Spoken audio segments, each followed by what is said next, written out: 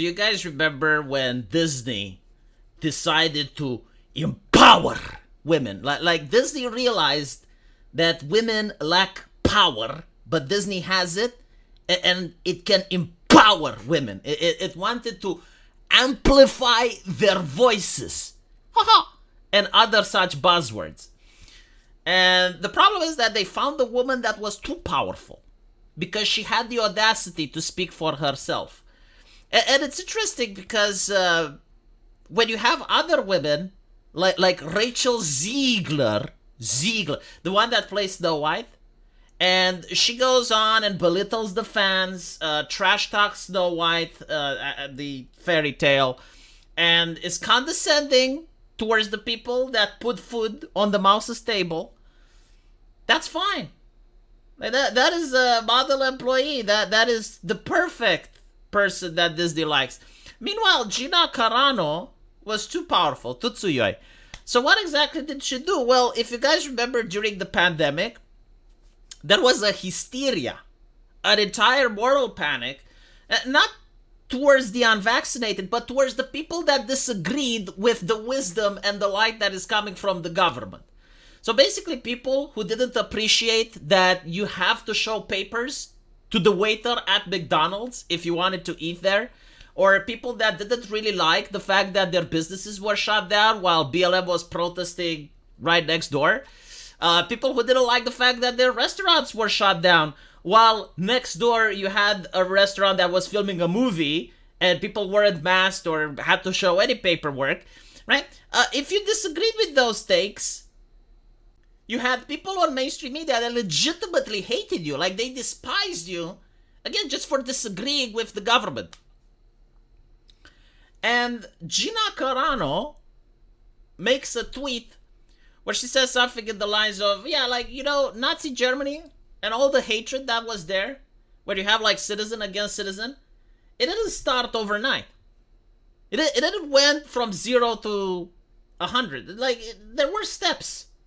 And she basically pointed out how, yeah, like back then, the biggest problem was the propaganda that was instigating citizen against citizen.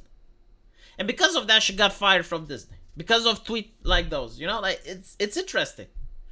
Very interesting. And again, like Disney is a company that wants to empower women. But apparently, if you don't think what Disney wants you to think, you're not womaning properly, I guess. So now Gina Carano posts this on Twitter, saying that after her 20 years of building a career from scratch, and during the regime of former Disney CEO Bob Chapek, Lucasfilm made this statement on Twitter, terminating me from The Mandalorian. Gina Carano is now currently employed by Lucasfilm, and there are no plans for her to be in the future. I would like to also point out that the fans absolutely loved her as an actress, and when she went to the Daily Wire and played in a different movie, like, people watched her. So it's not like the fans would boycott Gina Carano movies. It's not like the modern audience didn't like Gina Carano. No, Disney decided that this is not the type of rhetoric that they want to hear, right? They don't want people, actors, to say that you should disobey the government. They want actors like Rachel Ziegler that attacks the fans. So, basically, she was fired. As you can see, her social media posts denigrating people based on their cultural and religious identities are abhorrent and unacceptable. Nothing could be further from the truth. The truth is that I was being hunted down for everything I posted, to everything I liked. Yeah, I remember, like, she was even persecuted for not wanting to put her pronouns in the bio. Like, at Disney, it apparently, unofficially, right, it may be mandatory if you want to work there to put pronouns in the bio. It's like a religious thing, I guess. It's kind of like part of the bio. You know, you need to display the crucifix to show that you're religious with the faith. So that's where it started. I remember. Yeah. Like when it started was that she didn't want to put pronouns in the bio, and that was a transgression that signified that she is another. Like she's not okay. Again, attacking the fans like Rachel Ziegler, that's fine. Not putting pronouns in the bio, completely unacceptable. So her words were constantly twisted to demonize and dehumanize me as an alt-right-wing extremist. It was a bullying smear campaign aimed at silencing and destroying and making an example out of me. The thing is, I never even used aggressive language. This is true. I shared thought-provoking quotes, pictures, memes, and occasionally I used my own words, not with aggression, but with respect and the occasional comedy to keep the mood light in dark times. Look with your own eyes at what I posted and ask yourself, for example, where did I compare Republicans to the Jewish people in the Holocaust? I didn't. Ask yourself why they were calling me a racist. Was there any merit behind the truth whatsoever? No, look at what I was called a transphobe for making droid noises from Star Wars. Yeah, like, again, she was playing in Star Wars. People insisted that she puts her pronouns in the bio, and she used pronoun be boop. Not to mention, like, gender is a spectrum. Why can't be boop be a pronoun? Why is that transphobic, right? What does it even have to do with trans people? If the corporation asks you to put pronouns and you go be boop, you're against the corporation at that point. You're not against trans people, unless you want to say that Disney as a corporate entity is now transgender, unless you want to make the claim that corporations now have human rights and corporations have genders. I mean, why wouldn't they? And Disney just happened to be born male but identifies as female, and Gina refusing to do what Disney says. I guess that would make sense, right? Maybe maybe I need to brush up on my gender studies a little bit more, because it might be out of date. And this is why Gina is transphobic, because she went against the mouse. Haha. So were my questions about masks, lockdowns, and forced vaccinations okay to ask and push the subject into the light?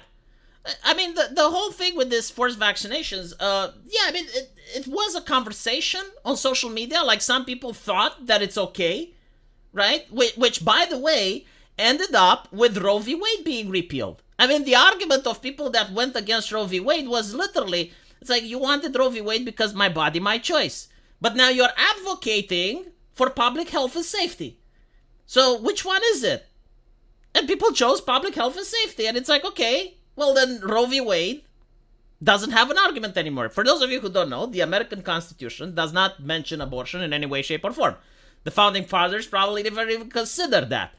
But at some point in the Roe v. Wade trial, the conversation was like, is what a woman does between her and her doctor. And the Supreme Court at the time, which was made entirely of cisgender white men, decided that, yeah, like, what happens between you and the doctor is between you and the doctor. There is this thing called medical privacy. So, like, if a woman wants to get an abortion, it's a constitutional right. Now we have a more progressive, a more diverse Supreme Court. You have women on the Supreme Court. There is a black man as well, right? Incredibly diverse. More opinions is a good thing. And they basically say, no, Roe v. Wade doesn't hold merit because public health and safety. It's not my body, my choice. Again, this is like the conversation that was created on social media. And the left is the one that was pushing it. So right-wingers took advantage of that. And this is what, like Gina Carano was doing. Like, she was taking part of this conversation, trying to have her own opinions, and basically saying that forcing people to do this is not okay. Hollywood says that they support female representation and equal rights, and why they were my male co-stars permitted to speak without harassment and re-education courses or termination, but I was not afforded the same right to exercise my freedom of speech.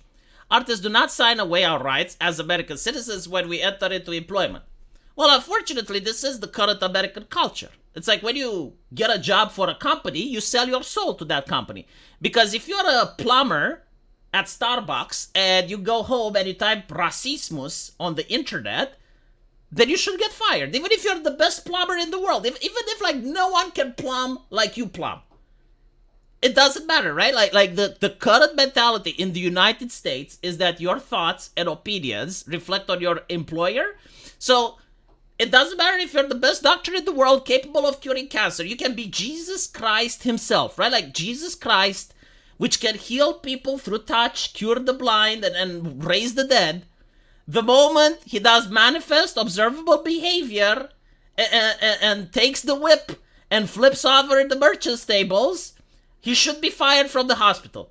That is the correct American mindset. I'm sorry, it's not like left wing. It's mainstream culture. Right? Like this is the results of what would happen if you were Jesus Christ in modern day America. The moment you crack the whip, or the moment you say something problematic, you get fired.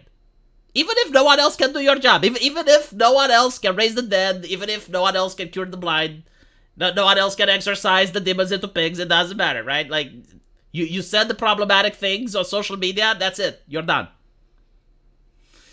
So a couple of months ago, Elon Musk tweeted that if you had been fired from using the platform X for exercising your right to free speech, he would offer these people legal representation. Quite the noble offer, but never in my wildest dreams would I have thought anyone would take on my case against Lucasfilms. To my surprise, a few months ago, I received an email from a lawyer who had been hired by X to look into my story and many others. Turns out that sending them as much information as I could gather these past few months, and now my lawyer and X believe that they have a case and they're moving forward. I would like to express my gratitude and thanks to Elon Musk and X for giving me the opportunity to bring my case to light. As for me, I would love to pick up where I left off and continue my journey of creating and participating in storytelling, which is my utmost passion. Thank you to all the people that have supported me and made your voices heard. I pray God bless each and one of you. With love, Gina Carano. For inquiries, contact them. Beautiful. I didn't expect this from Elon Musk, but again, good publicity for Twitter as well.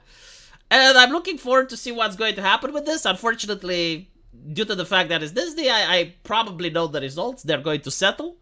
And it's going to take a couple of years until they do. But still, interesting. Let me know what you guys think. And as usual, I will see you in the comment section. Take care.